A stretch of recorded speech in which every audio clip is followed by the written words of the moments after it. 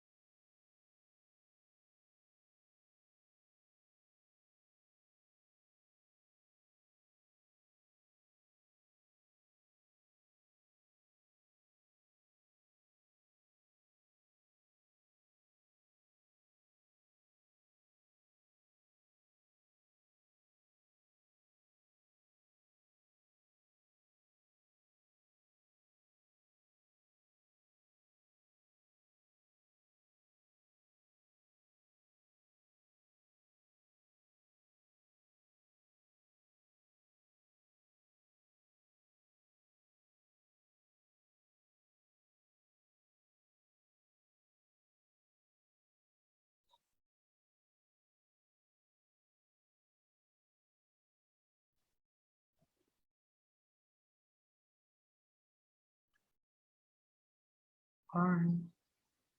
Let's slowly open our eyes. Take a minute.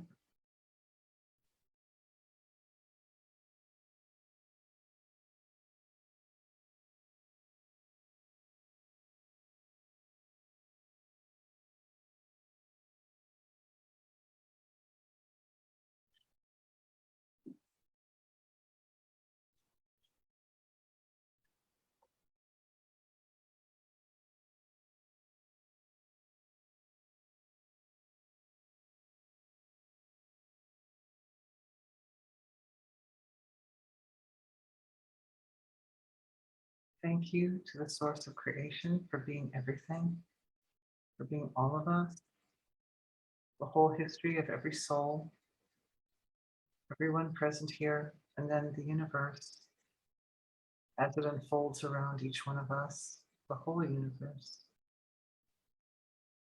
Thank you to the eternal tradition of wisdom, which connects the unmanifest source of creation with the entire manifest source of creation. Thank you for our hour together, that we may use this time efficiently and in the most meaningful and valuable way to each person here. Thank you to everyone for being with me. I'm so grateful for these events, this opportunity to be with you and to share. Thank you.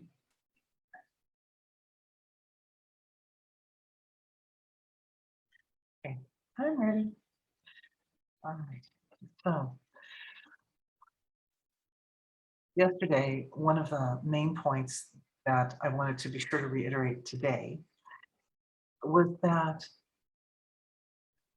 there's a difference between exploring past lives, like through hypnosis or some other means, as like a curiosity seeking, basically, versus using the ability to see past lives as an instrument for healing. There's a difference there.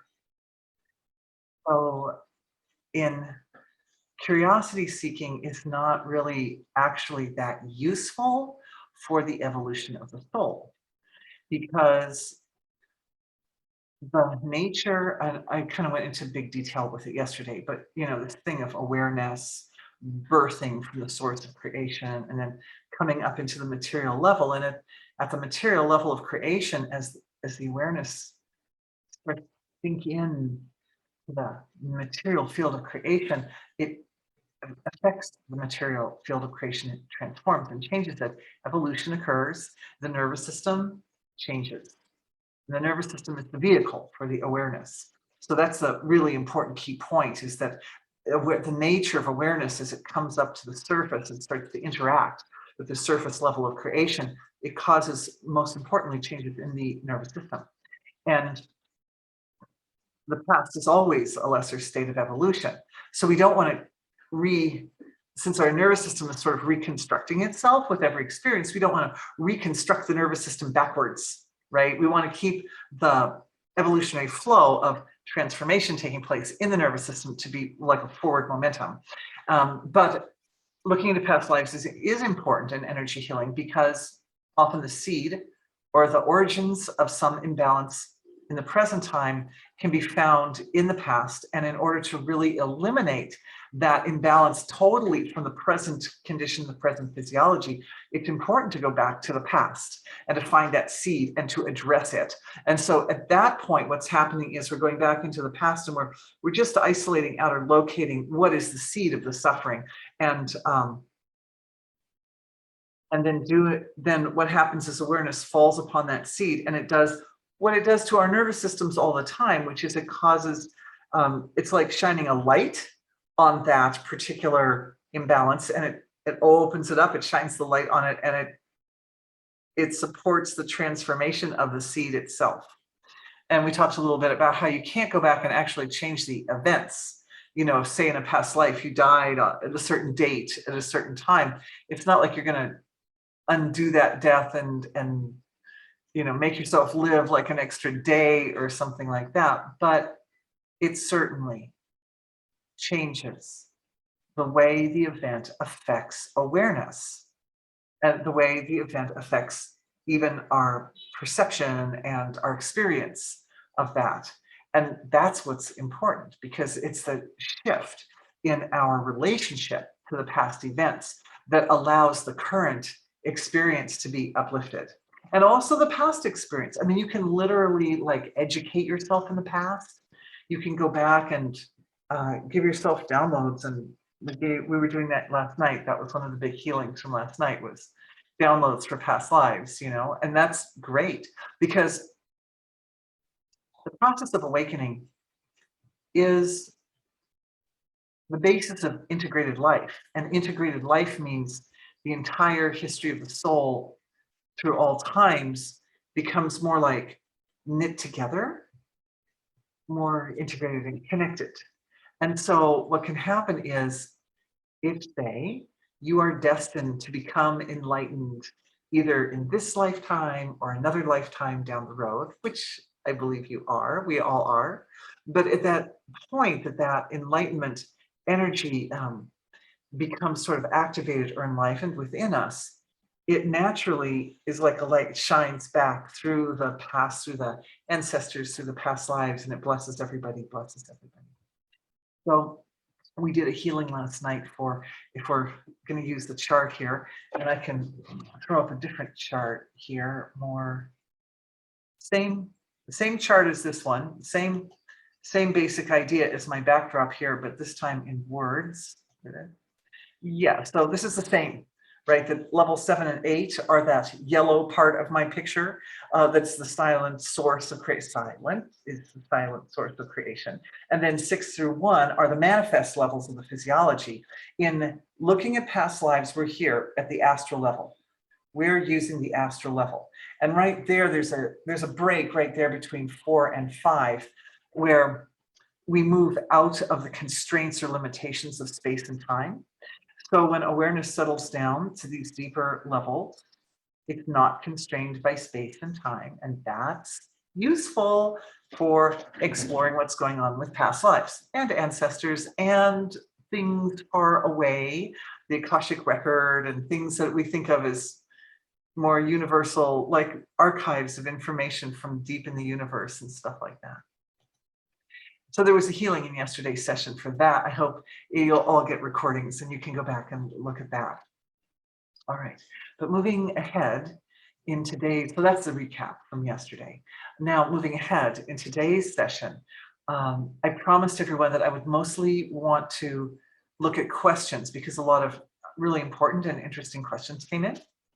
Also, we did a little healing yesterday for allergies, oh, and phobias, because I was bringing out the point that phobias are often past life related, fear of heights, fear of enclosed places, types of, or even things like fear in the dark. And so, and that brings up another point that I did want to mention that I didn't mention yesterday, and that is that when we're talking seeds of imbalance or illness from past lives, really, we can think of anything past. We can kind of lump it all together, the past lives, but even in this lifetime, if, for example, you picked up a stress from early childhood in this lifetime, that's still the past. And the mechanics are the same, to going back to your little child self and comforting and uplifting your little child self and finding where's that seed and creating the particular impulses of intelligence in the present time to heal that seed from the early childhood. It's exactly the same mechanic as if you're going into past lives. It's just that the memory has to stretch out further, that's all. Yeah. All right. All right, so I think I want to go, there's a couple of really awesome questions that came in. If I can get them to, whoops, come here. Oh, gee. I can get them over here on my other screen. These are people who sent in questions earlier in the week. The first question is, how can we distinguish between a symptom, so some suffering on the surface, that is the release of past stress, is on its way out, and one that needs medical attention.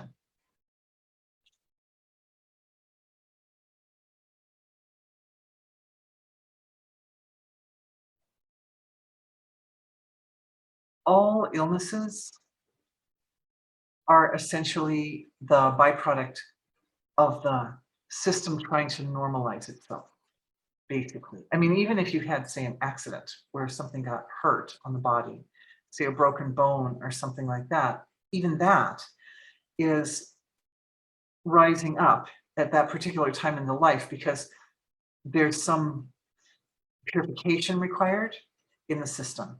You know, it may come in like when they think, well, you know, if I create the symptom from inside myself, like some physiological, some maybe neurochemical imbalance or some digestive problem or something, if I'm cropping it up from inside myself, then obviously that's something that I'm creating that I need to address or look at or work on.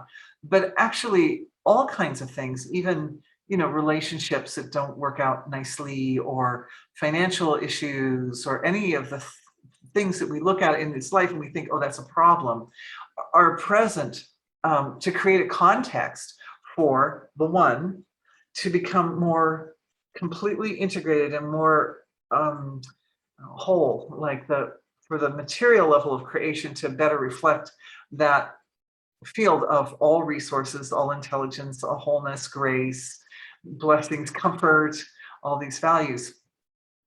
So I would say that in a way, we're not going to totally distinguish these two, a symptom as being either one or the other.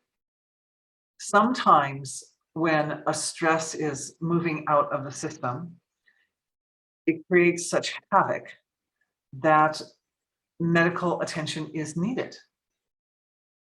But I'm thinking a little bit more deeply about this question too. And I think her question also meant like, how do you know when you need medical attention? I mean, I think that's part of it too. Like we have energy healing. Oh, energy healing is good to help balance the system and bring health. So the question is, you know, where do you draw a line? And I would say the line is probably different for each person. It depends very much on your personal comfort levels. And it also depends very much on your level of trust and trust in the medical system. I know I've had times when I had some issue come up and I went to the doctor and I was kind of like on the fence, like, should I go or should I not go? Well, you know, better to be careful, you know, to play conservatively and to go, you know. And then sometimes I was really grateful and I got some value from that I really appreciated. And there were other times when the doctor visit went as I kind of had been suspecting it would go, where they would say, oh, you have thus and such, which I already knew I had. And then they would say, well, there isn't really much you can do about it. Just go, you know, good luck. Which so, you know, it can be, it differs for each person. But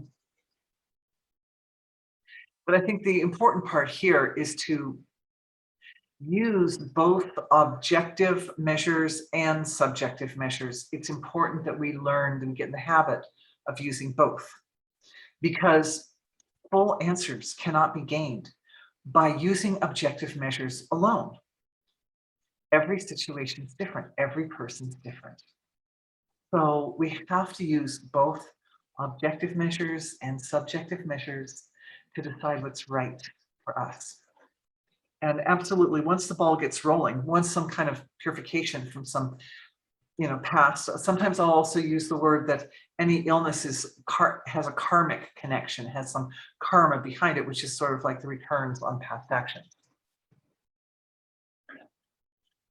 So they all have connections to the past. They all have some karmic element there, and they all are present or cropping up in your life at this time for the purpose of some growth that is available. And part of the story of navigating the illness and navigating the healing process with grace is to be able to engage the autonomic nervous system in such a way that the focus of awareness, like the prevalent experience, the most significant part of the experience that you're actually engaging with, is the evolutionary part of it. Because we all know that stuff comes up and it can be so uncomfortable and overwhelming.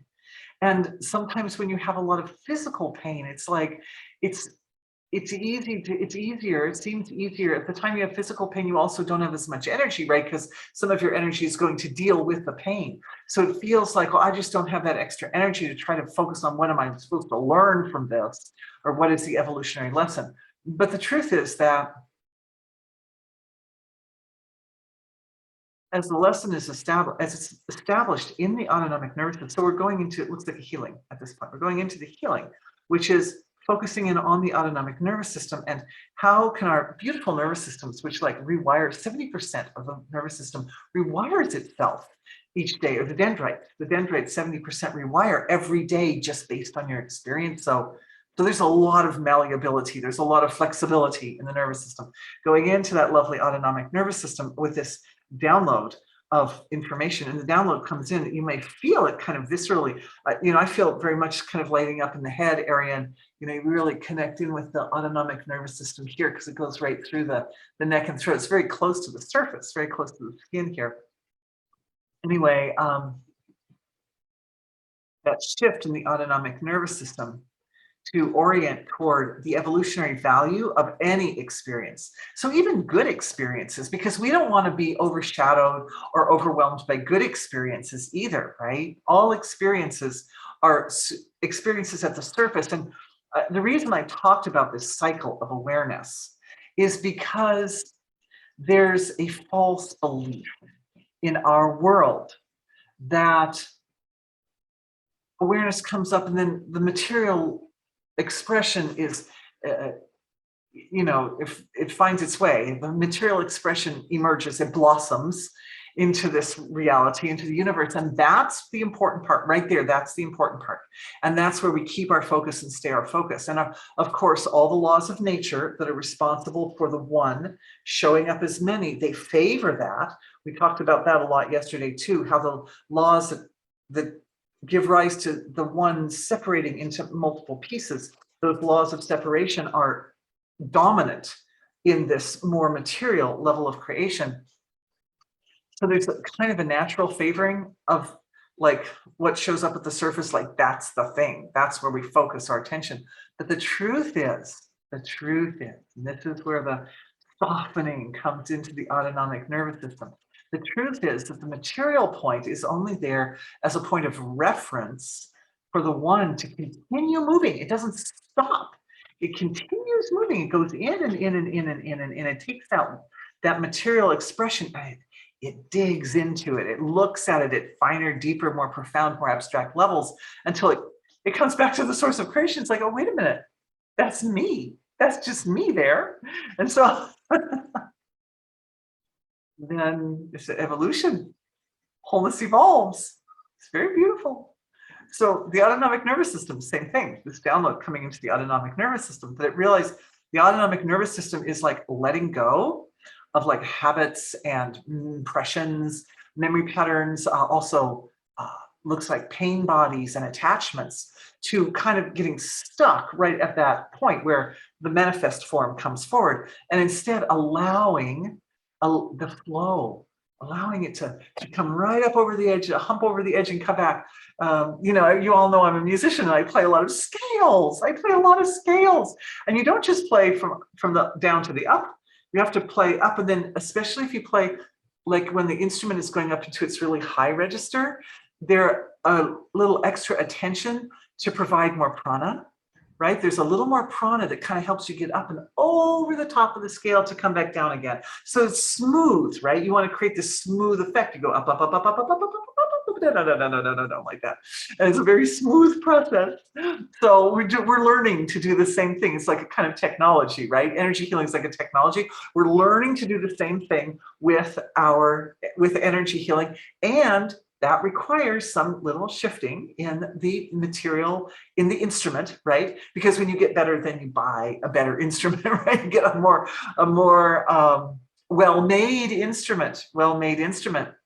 So that's what we're doing. We're going into that autonomic nervous system and looking at where's that spot where where the awareness gets stuck in the autonomic nervous system. And when the awareness gets stuck at that point in the autonomic nervous system, it like throws a person in the fight or flight response. And we did some discussion and healings a little bit for like things like OCD and PTSD and hoarding. And so yesterday also was kind of in the same direction. I'd say this is kind of an extension of that work that we were doing yesterday for those values, because those are behaviors that tend to lock the stuckness in, right? Like hoarding, for example, it's like, oh, I feel kind of, I feel poor and without resource, lacking. I feel lacking, but I can go, look around in the dumpsters and I can find some free stuff. Like I can get all this free stuff and I can take it home and I can have stuff that I want, So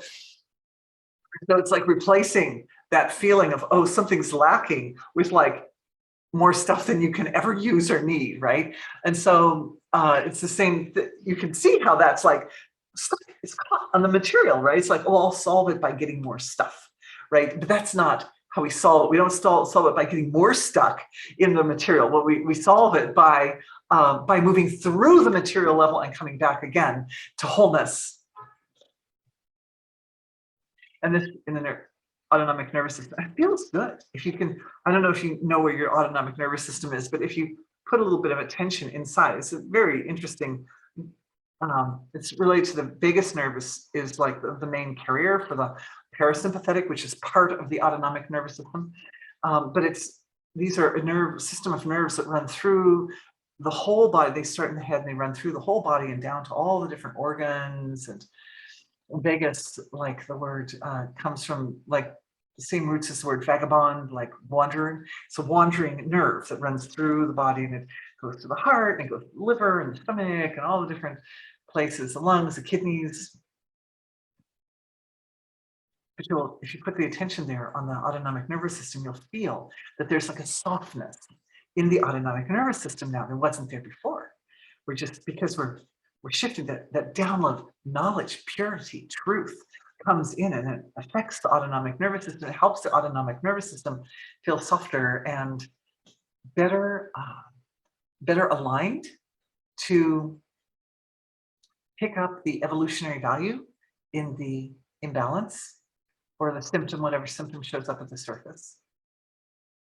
Like, well, I'm feeling it in my physiology. It feels like that download comes in kind of like a light medicine. It's almost like a material thing that's washing through the autonomic nervous system. Even if you can't feel it, doesn't matter. It's happening anyway. Well, some people are feeling it. That's very sweet. It's very good. This is something you can do. We do it here on the webinar together. We do it for ourselves, and the rest of the time, it's something you can do. And it really helps a lot to navigate through the most difficult situations, or especially if there's something really distracting like pain, then it helps to be able to keep enough life force moving into the evolutionary value of what you're doing and why you are there in that pain to support very quickly coming out of the pain and coming back into a state of grace. Beautiful. Thank you. You're so sweet. Okay, that was one question. Okay, more questions. Does it help healing, energy healing, to know the stories of our past lives, as e.g. through hypnosis? This is a very interesting question. This is a very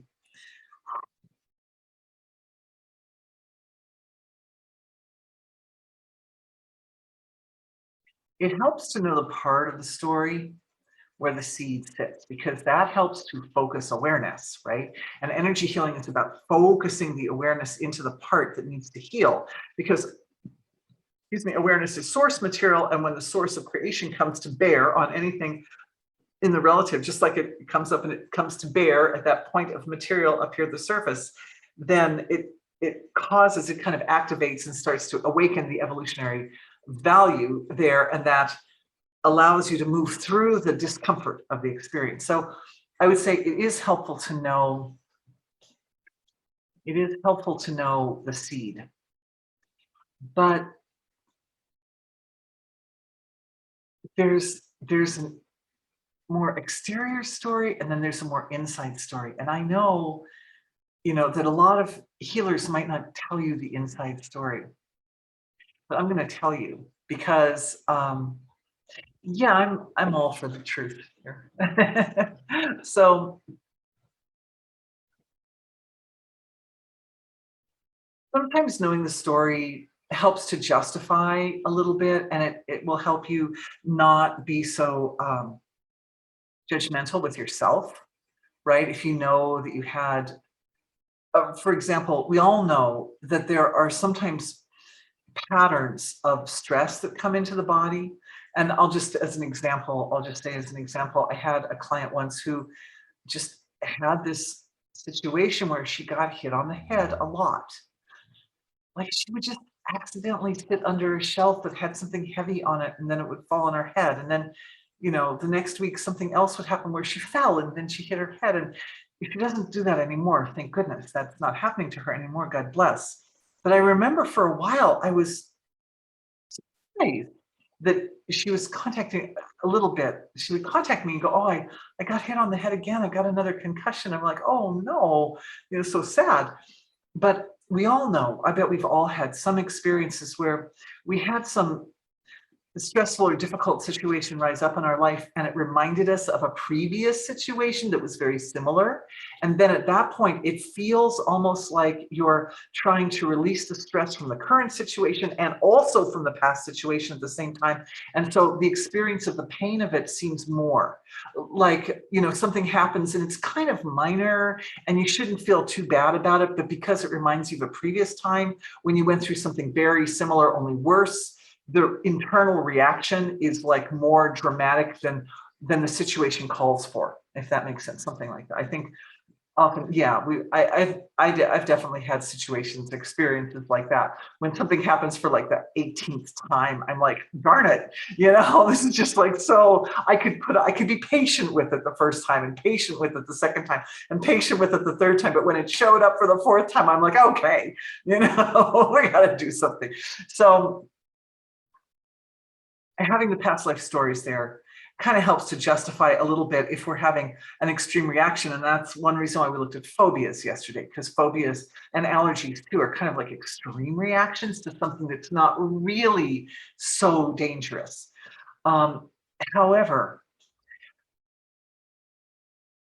it's not good to get stuck on just the justification part of it. It's damaging in a way. I think it's damaging to the healing process to get a little bit stuck on, well, for instance, I had a relationship with this person and they were very abusive to me, and then it happened multiple lifetimes and they're still very abusive to me. And to get a little bit stuck on that part of it that kind of locks you into the relationship further, that it's better to, as I've mentioned before, we want to get into that point where we just use it as an instrument. We use it as an instrument for awareness to go through its evolutionary process. It reminds me a little bit of a Mobius strip, this thing, because it's just a circle, right? But in a Mobius strip, I don't know if you know what a Mobius strip is, but it's a strip where like one side of the strip changes direction. So it's like a strip of paper. I don't know if you've ever done this, right? But anyway, what happens is you can take a strip of paper and loop the ends together and tape them, but don't loop them together straight. Turn one end like that and then loop. And what you'll find is if you do that, it's endless. It's an endless strip. You can follow it around one side, then you follow it around the inside, then you follow it around the outside, then you follow it around the inside, and it never stops, never stops. So this reminds me of a Mobius strip a little bit. And that's what we're doing, is we're sort of bringing our awareness or attention to the Mobius quality, the magic quality in this loop that allows an individual to step out of the cycles of suffering. So it's good to know the stories long enough to justify, or why I feel so bad, why this little thing happened and I got PTSD when I should not have gotten PTSD from that. It wasn't that bad, or somebody else did it and they didn't get PTSD, but I did. Why is that? That will help justify that and help you to understand. And it will also give you more resources for doing the healing. It'll give you more points of connection. Oh, I can put my awareness here to today's experience of it. I can go back and put my awareness to my childhood experience of it. I can go back further and put my awareness to the past life experience and bring all those points together like a little system or a little matrix or something, and heal all of them at once. So that's the value of the past life stories. Okay. The inside story. This is the inside story. The universe is always talking to us. Our universe is our bigger, larger self, right? So the self, the one, is always talking to the points, and it always is wanting to evolve through the points. And so always the next lesson in line is being presented somehow. And a lot of times when all of you who are with me are so evolved souls, beautiful evolved souls, that you've come a long way. And often the lessons that you're working on now are more delicate. They're more tender, they're more refined lessons. There's some like small tweaking, like you're already, like I do my scales, right? When I teach my beginner musicians to play scales, they go very slow, it's very crude, they're not thinking about intonation or timbre or anything like that. They're just, well, what's the next note? Just, I can't remember the next note. Whereas at my point, I don't have to think next note. I know the next note. So I'm thinking other things. I'm going into like refined, like what's the vibrato sounding like in there, and what's this and that. So same for us as souls on our evolutionary journey, we're working at very refined levels of lessons. So sometimes what nature will do, what the universe will do, is it will bring you somebody who's working on the same lesson, but at a cruder level, at like a simpler level, or it's more overwhelming them, and they're exhibiting the symptoms of the imbalance in a more dramatic way. Like you may have some little thing that gnaws at you inside, but it's just kind of small in there. And then this other person has it, but it's like quite dramatic. It's on the surface, you can see it. So sometimes nature will bring you somebody like that you look at them and think, oof, that's rough right there. And then you realize, oh, wait a minute, I think I have that too, but just not so pronounced. And so it can be helpful, right? So I think the thing is, and I think I'm going to say, sometimes it can be helpful to look back to a time when you were that person, when you were working on the lesson in its more crude form, and look at it more pronounced, it playing out like a story. Whereas maybe in this lifetime, it's not something that you're experiencing, so in your face, because it's more subtle. But there may have been a time in the past where it wasn't subtle. It was really in your face, like you died because of some accident that ended up damaging some part of the body. And in this lifetime, you're feeling pain in that part of the body, something like that. So this is where the line gets fuzzy. And this is where I said I was going to show you a little bit more of the inside. It can be helpful to realize that you had that experience in a dramatic way and go back and heal that part of you, the part of you that actually died because of some illness, some part, maybe an infection or something like that actually died of the infection, and go back and look at what was the weakness exactly in that immune system at that time, and how can we heal, whatever the seed of it was in the immune system in the past life, so that this immune system also healed in the same area in the same way and becomes stronger. But I would like to add a word of caution, because I think sometimes people who work in the healing field know that there's a dynamic there, that if you imagined or thought that perhaps you had died of some infection in a past life, even if you didn't, but if you thought you did, you could go back and you could work with that energy somehow, that it would help healing in the present. And honestly, I think in a way it kind of does. Whether it was your direct experience in a past life or whether it was somebody else who died in that way in a past life, that you're going back and healing them.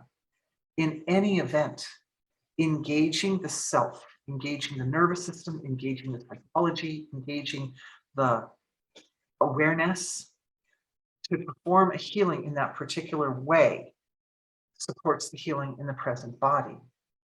But I don't always, I always, when I get some information in a healing session that somebody had a past life experience, blah, blah, blah, whatever it was, I always double and triple check.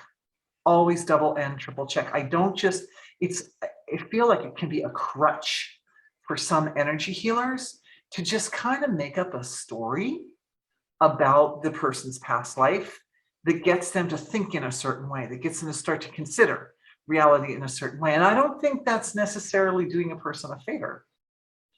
I mean, in a way, it kind of is doing them a favor, because if they think in that way, that's going to help their healing.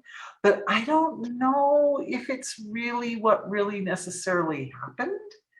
You know, I always double, triple, quadruple check what actually happened in the past life. And as an energy healer, I try to be really careful not to spill out every single detail that I see either, because I think it's not helpful for people to get caught by the details.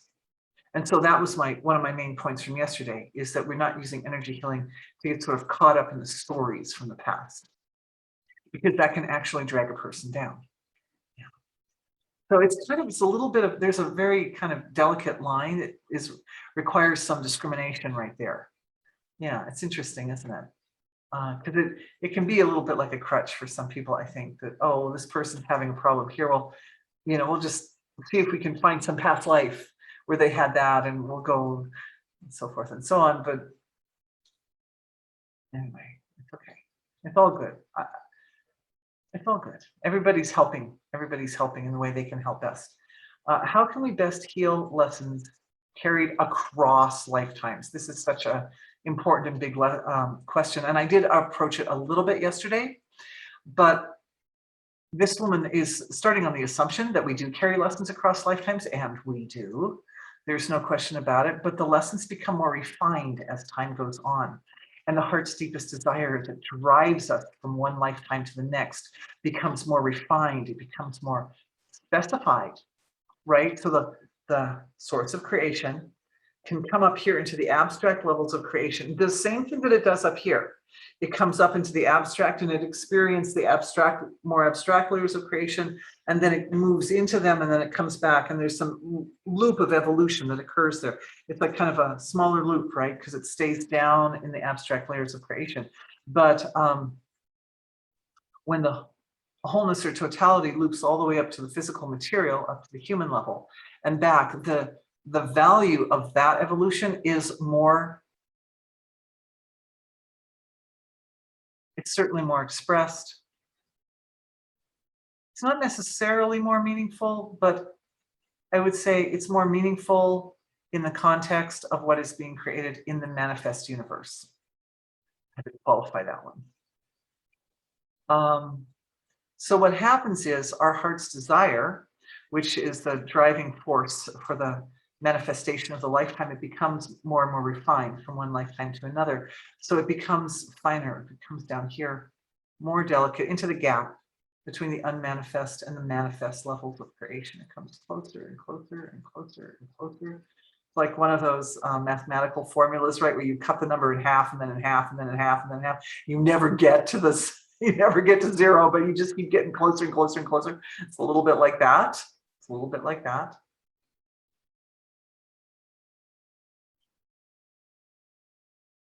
In order for the most delicate heart's desire to find expression in a living human life, requires more coordination on the part of the universe to give rise to the exact set of circumstances that will allow that really refined heart's desire to come to the surface. So sometimes, you know, what we're working on from past lives is just survival. I'd like to live a human life. I'd like to, you know, live long enough to reproduce. And then, you know, that's my desire. That's my deep heart's desire, because I led a bunch of lifetimes I didn't get to do that yet. So something like that. And so then, you know, that happens. But then the next lifetime, it's like, well, I'd like to be able to live a human life and reproduce and follow through and be a good mother or father, something like that. So then so these are more like general, they're like general desires. And then, become more and more specific.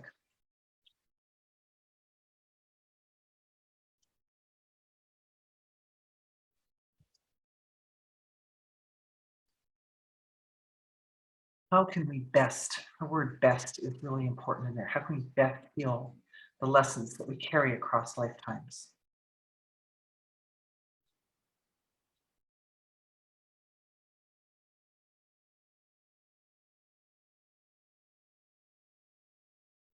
I would say, and I'm just asking being, that's Dorothy goes into the silence. She asks being, how can we best? How can we best? The answer is, that's coming back to me, is to live in a sacred manner, which, but we always have choices at every point in creation. We always have choices. We always have choices. And to choose that action that supports this process, this universal process, means that whatever choice we make has the power of the whole universe behind it, has the power of totality backing you up. And so your lessons get learned most efficiently, and also the whole universe is served in the same stroke. So when we align ourselves up like that, then those lessons, and some of them, if we've carried a lesson, if there's some other type of lesson, like the lesson of, being both objective and subjective at the same time, something like that. Maybe it's a kind of an abstract lesson. You might have some lifetimes where you regret it only looking from the subjective point of view, or only looking from the objective point of view. And both, they need each other, the objective and because if you live only by the subjective point of view, it's like you live like you're superstitious or something. You're only looking at those inner messages, and it's really important for the messages to come together, to work together as a balance. So the simple answer, the short answer, is to live in a sacred manner, to live aligned with natural law, to make choices that support what's going on at a cosmic level, as well as support what's going on at an individual level, and a community level, and a society level, and world level, like that. So then all the parts are supporting each other for those lessons to be learned, rather than finding yourself like a fish trying to swim upstream, right, against the current. And then you're trying to learn the lesson, but you just keep getting pushed back. So moving with the current is better. Okay, I hope that helps. Is there a lesson we all collectively carry across lifetimes? Yeah, I think there is, actually. And I think that the whole concept of awakening and enlightenment is tied into that. And that lesson is very much related to the fact that as human beings in human bodies, we are subject to these laws of nature of separation, the laws that create diversity and create all the variance in our universe. And we have to learn how to move with that, work with it, and then also allow the wholeness to be present in all the parts. And that's a huge lesson. That's an abstract lesson. And in a way, you have to get past a lot of other lessons to get to that lesson. Because in order to deal with a lesson of such abstract nature, you need to at least get through the lessons of, how do I live a comfortable life?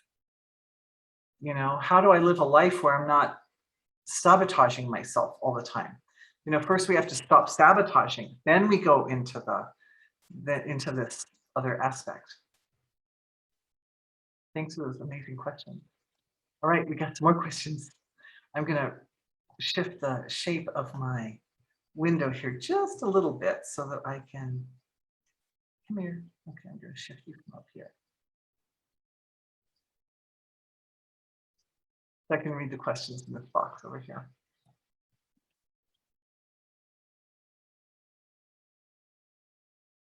Can we do a healing? Oh, here's a question. Can we do a healing so past lives do not overshadow the present life? Oh, that's brilliant. Yes, yes. And that kind of maybe ties in with some of the previous questions as well. Yeah, the thing is that if you're not aware of what's been going on in past lives, then the then it means that there will be unresolved material from past lives. And when there's unresolved material from past lives, those lifetimes will influence the present lifetime.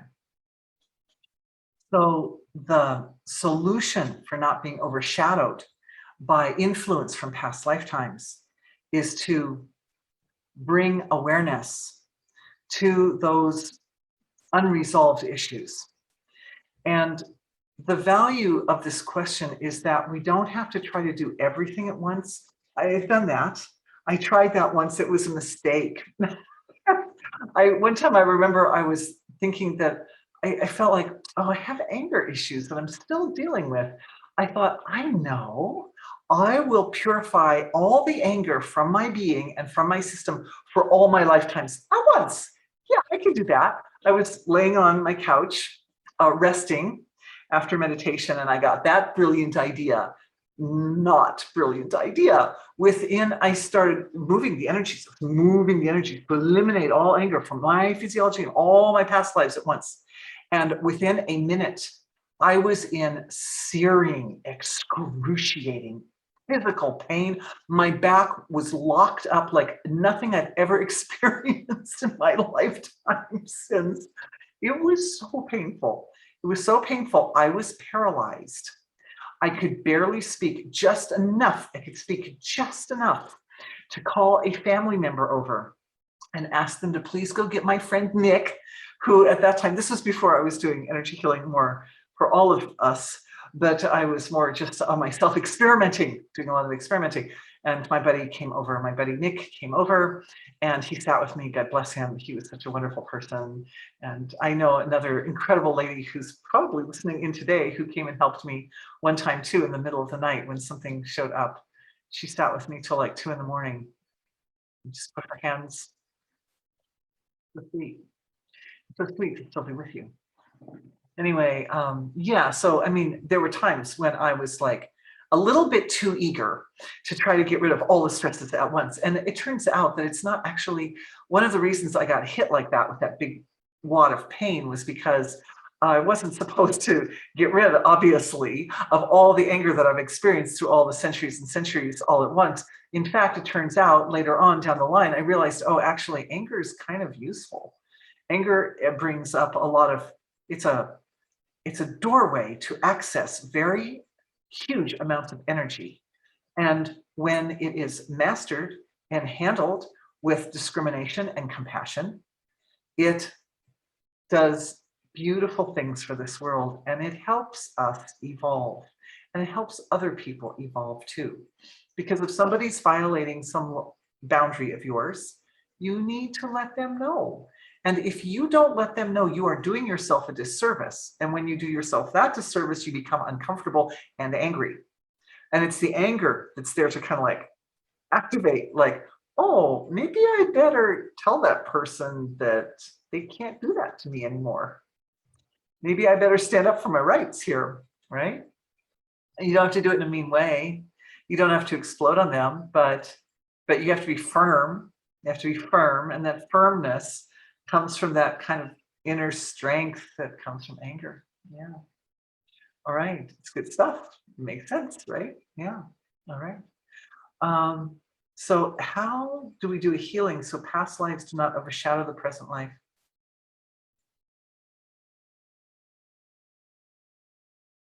Okay.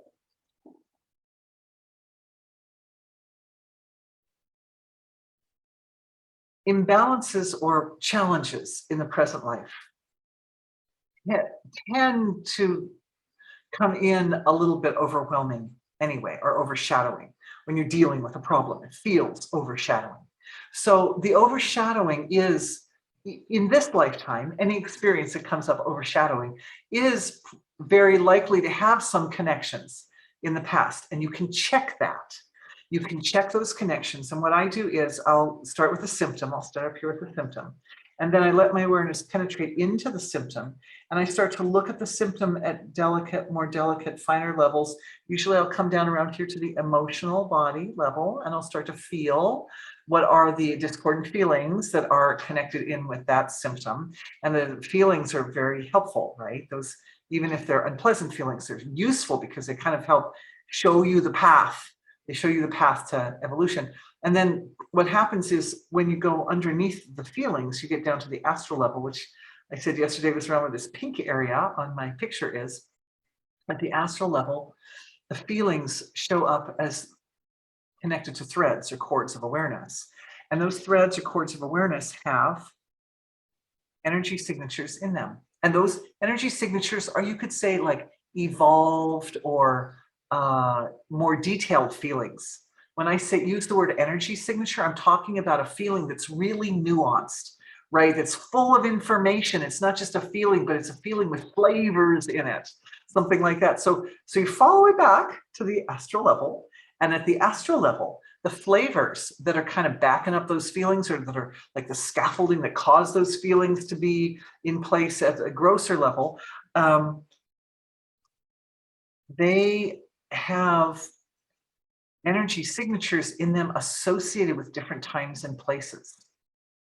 Now, sometimes the times and places can be traced through the ancestry. Sometimes they can't. If the times and places are not, if you can't follow the path, follow the breadcrumb trail, if you can't follow the breadcrumb trail through the mother father's line, through their mother father's line, through their mother father, if you can't follow it that way, if the thread isn't going that way, then it's a past life. And as I mentioned yesterday, sometimes we are our own ancestors, because sometimes particular DNA form is required for the soul to evolve, and the soul is working with that particular DNA to evolve it over multiple lifetimes. So sometimes there can be overlaps, which can make the energy signatures in the threads of the astral field be very complicated, but you can decipher it out. You can decipher it out. Some discrimination is required, and part of the story is it's useful to have traveled. And if you haven't physically traveled, it's useful. And I do this because I haven't really traveled that many places in my life. It's very useful to put attention on the earth. And I look at different places. I go to Google Maps and I look at different places on the earth. And sometimes, like, a client will come to me from some place, some country.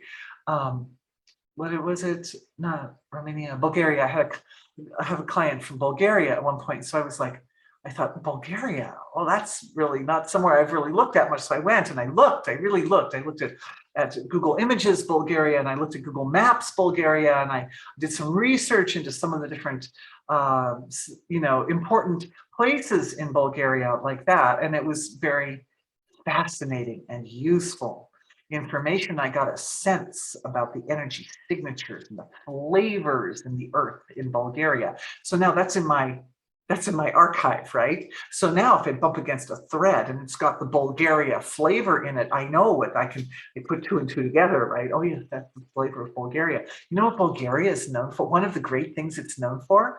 It's known for having really, really ancient archaeological sites in caves, right? And it's interesting because yesterday we talked a little bit about that, about the long history of humanity and back to, centuries and centuries when we lived in kind of tribal context. It's very interesting. Anyway, good question. Thank you. I hope that answered. I don't know if I exactly did a healing for it, but I think there's a good explanation there of how you can handle your own flow of awareness to not be overshadowed by the present life. And believe me, it's more valuable for you to just have that information than for me to sit here and do healings with you about it. Can we do a healing for releasing subconscious beliefs that we are what we have accomplished? That's a great question.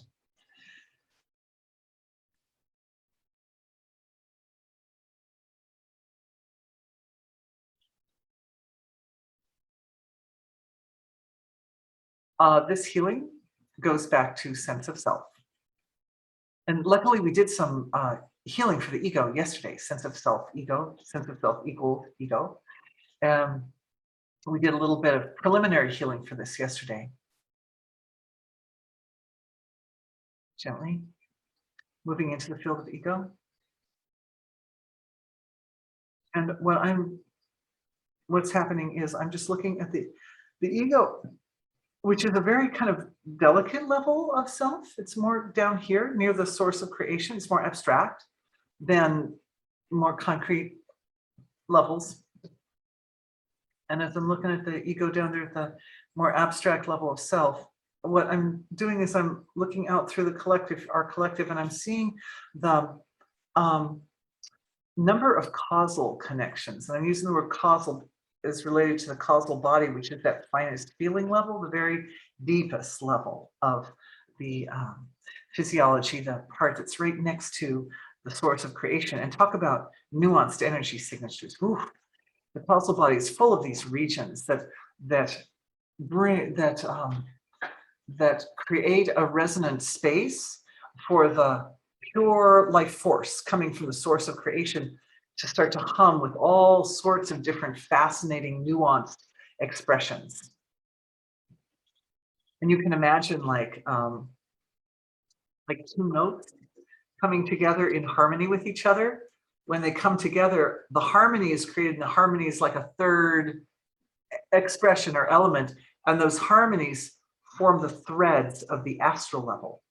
So we've got spaces or regions in the causal level of creation that are like resonating spaces, and they allow the pure life force coming from the source of creation to hum in a certain way. And then they interact with each other like notes being played on multiple instruments in the orchestra. They're all talking to each other, and their conversation rises up as the threads of the astral field, of which I offered a picture yesterday. I'm not going to take time today, but that will be in the email that comes to everybody. Okay, so the sense of self is here in the causal level. Now, for some people, this is what I saw when I was just closing eyes and looking out to do the healing. What I saw was that for some people, the ego is more integrated with more of the regions of their causal field, and for some people, less. And you can think of it like even a part of the brain. For a person who say they do a lot of public speaking, the part of the brain that's responsible for the speaking process gets fed a little bit more like a teacher. They get fed more blood because they're having to use that part of their brain a lot. And for somebody who doesn't speak professionally, then maybe that part of the brain not so much fed with blood and resources. So the ego, for some people, the ego is more like connected in. It's more fed. It's more. It's able to. It knows itself. The ego is the sense of self. So it's the part of you that knows yourself. And the ego itself can know itself. So that's like another layer of the ego, right? It's the self, how we know ourself knowing ourself, or how we know ourself knowing itself. So these connections increasing, you can go to an infinite degree of the part of yourself that knows yourself knowing itself, and then it knowing itself, and then it knowing itself, like that. It can. So this is what the shift that's taking place in the causal body for the ego, the sense of self, the part that knows itself, so that there's some peace as this expands, as this process of knowing oneself expands by folding in on its own nature. It's becoming integrated into all the regions of the causal field, all the regions.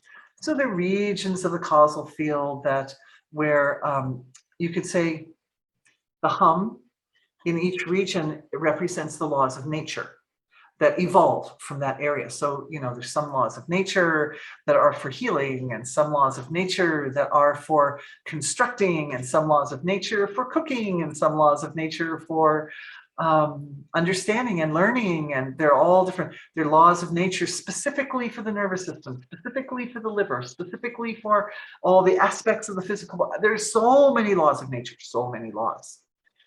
So many regions, and they can morph. You can morph them. Once you get used to bringing awareness down into this area and working with it, you can modify the shapes of those causal regions so that they're more in harmony with each other and so forth. But bringing in this particular aspect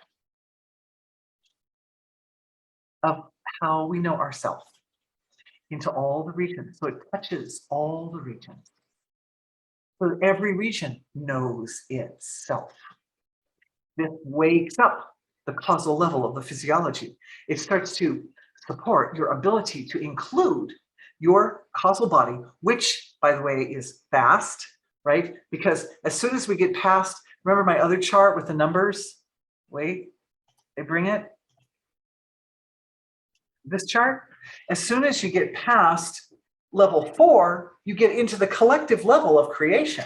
So when you get down to the causal body here at level 6, just before the unbounded, infinite, eternal, unmanifest source of creation, your body is really like unbound, really unbound by space and time. I mean, it stretches to the ends of the universe. It goes through all times that have ever been, even before there was an earth, before there were humans. Like really, it's big.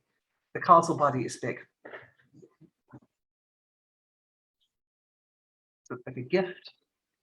The gift that our healing collective gives to our own causal bodies. Oh, by the way, my causal body, your causal body, same causal bodies, because we start to really overlap at that level. And the concentration of life force in this area is profound. Like up here at the surface where our physical bodies are, it's like, well, I'm over here in Arizona and you're over there where you are. And we're kind of like not really overlapped with each other. But down here at the causal level, we are like so overlapped with all life, all life, all life. All the angels and the ascended masters and all this, you know, if you want to give, those are regions of the causal body, right? Did I? Yes, I am. So here, you are here. This is the picture I was going to put in with the links for today's webinar. You are here. This is the web of life. This is what the astral field, the web of life looks like. And then there are these big regions, like this region, for example, here. And my body's kind of covering up, but there's like a great big region here. You see this big region here? This, in a way, is sort of showing, is this artist's depiction of the causal areas, regions. And I also feel, honestly, that these bigger circles here are also another way of depicting these really big causal regions, which are part of our physiologies, and they go out and out and out and out to infinity. It's good to have some resources. Okay.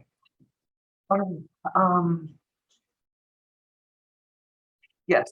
So to release the subconscious beliefs that we are what we've accomplished, we expand ego, sense of self, so that ego is not bound by the idea of itself being associated with anything in the material world, anything.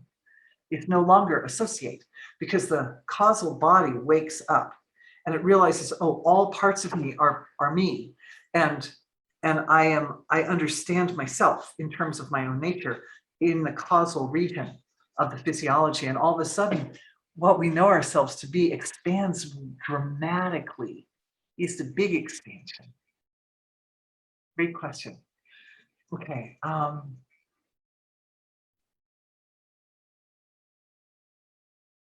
So this lady's telling a story of her past lives. I think I'm not going to go so much to the detail of that because we've got a bunch of questions here, a bunch of questions here. And I'll let the work that we're doing be more like a foundation for you working with your past lives and your details. Elaborate further on allergies. This person has allergies, and her father also had allergies. So there, what we're looking at, and he has allergies, and this is interesting. His allergies were based on the fact that he worked in a shoe shop and he was exposed to toxic chemicals. And this is really not so much a past life issue as an ancestral, a transgenerational stress, right? And you can tell, like that's another way you can tell the difference between, is it a past life stress? Is it a transgenerational stress? Well, if I can see the pattern going through my family, then that's a transgenerational stress. So here we're working with both the objective knowledge. People know about their family. They know about their ancestors. They know, oh, you know, my father had this issue. So what's the bottom line issue here? The bottom line issue is blaming something outside for the experience. In the case of working in the shoe shop, being exposed to toxic chemicals, like the universe is coming and showing, it's like you're using the toxic chemicals as the reason for being sick. But the reality is that the response of the immune system to take something in the environment and to treat it as an enemy when it's not an enemy. I mean, some things, obviously he was working around toxic chemicals, so those were actually probably not good for his body.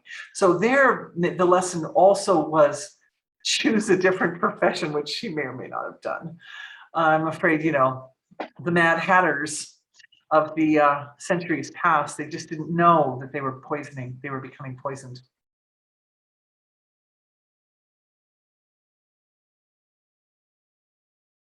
A little healing there. Little healing for those times we were exposed. What the Romans were lining their baths with lead because it was available and cheap and easy to work with. Ooh. Ooh.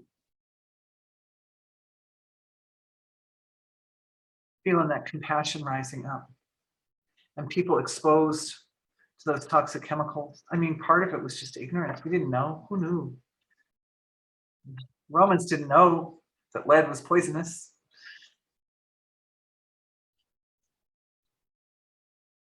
It's a pattern, and it rises up again, again. That the collective is doing the best. People are doing the best they can, and they don't realize that something is toxic. And it definitely causes changes in the genetic makeup of our world. It's kind of like, I mean, I don't mean to sound dispassionate. I don't mean to sound dispassionate because I really feel for everybody. But at the same time, when things are really rough like that, where the collective is under the sway of something that's not healthy,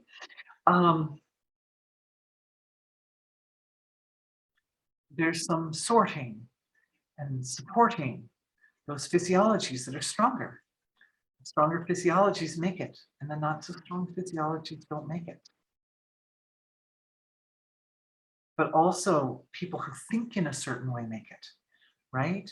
The person who thinks, oh, I know those Roman baths are so much fun, but I'm not so much into degeneracy. I know there's a lot of degeneracy there. I kind of want to live a simple life and not be over there in the baths or whatever. And so they don't go, right? They just don't go to the bath, something like that. I mean, it's not to say that I'm sure that there was a wide range of people who went to the baths, and after all, baths are good, essentially good. I'm not trying to label the bathgoers as degenerate by any means, because that are all reasons why we go to the bath. But it's just as a kind of example, the point is that it's not just physiological strength. It's not just the immune system strengthening.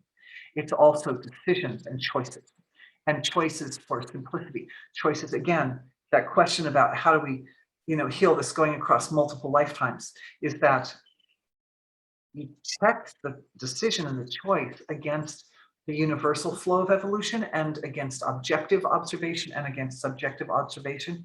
You look at all those different angles and you make the best choice you can make. And it might just be the choice that keeps you out of the lead bath.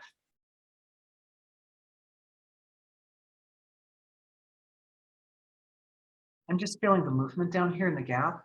There's a movement that's going there through the ages, across the centuries, to all the people.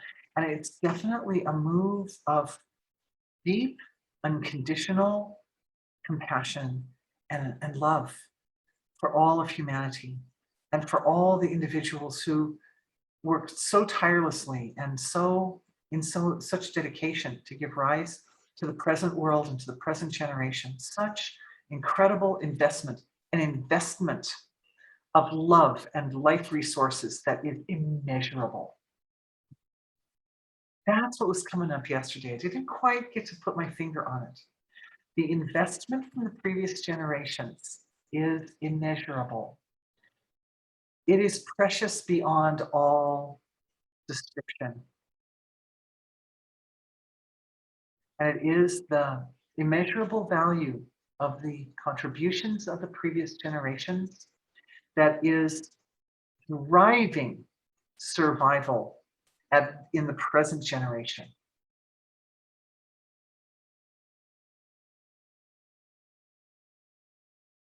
know that this immeasurable investment of love and light and sweat and caring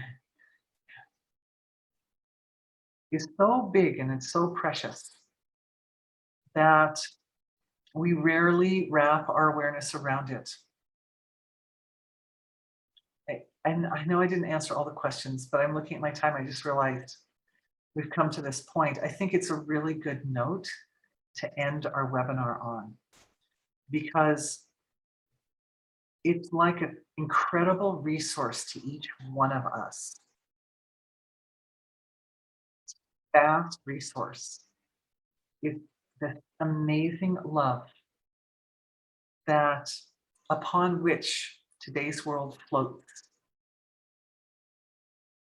and that we have access to it. And as a resource, I think this is something that maybe is an interesting area for exploration in the future, for how we might draw upon that resource or energy healings to help us integrate that resource more and more into our physiologies now. So that because this is, if there's one thing for me that came out of this live webinar on past lives, it was the realization that as souls, we are actively engaging in the process of evolving the human form from one century to another. There's refinement coming through in the physiologies, and there are changes that are important for the survival of humanity. And I do feel that, like the healing that we did for the autonomic nervous system today, this type of work is part of that process. So thank you for shining that light, that big, beautiful light. And also, I would say the collective discovery of this resource that comes from the ancestors. I think we've taken it for granted, and generations take it for granted. But it's really precious. We take it for granted because it's so big. We can barely fathom it with our awareness. But I think as a group, looking upon it, we're shining our light upon this great form is an incredible gift. And for me, we shine our light, it's like a flash, it opens, boom, okay, it's there, the whole download. But I want to make sure that for all of us, everybody receives the download. Everybody receives the gift of this reality, this soup in which we exist, is this incredible ocean-like structure of the intentions of the ancestors to create a context for humanity to grow and thrive in good. It's really something, there's something very special there. So may all of you enjoy playing with that, looking at it in dream state, looking at it in sleep state, explore it, turn it around, stretch. It's going to make the awareness stretch. You have to stretch the awareness to get around that form because it's really big. But it's good for awareness, and the nervous system will stretch. And I mean, even I realize I'm going to have to go through some recalibration of my nervous system in order to totally get this thing, because it's really big, but it's really something special. And I would say this is us like mining deep under the earth. You go under the earth and you find gems under the earth, right? We've mined down into the field of the subtle regions of consciousness, and we found this gem. It's a gem. And it's something that I think is going to be coming up more and more as a very valuable resource for all of us. And we'll find ways to use it as we go into the future. So thank you all. And I'm sorry I didn't get to all the questions. A lot of questions came in here and there. I will print them, I promise. And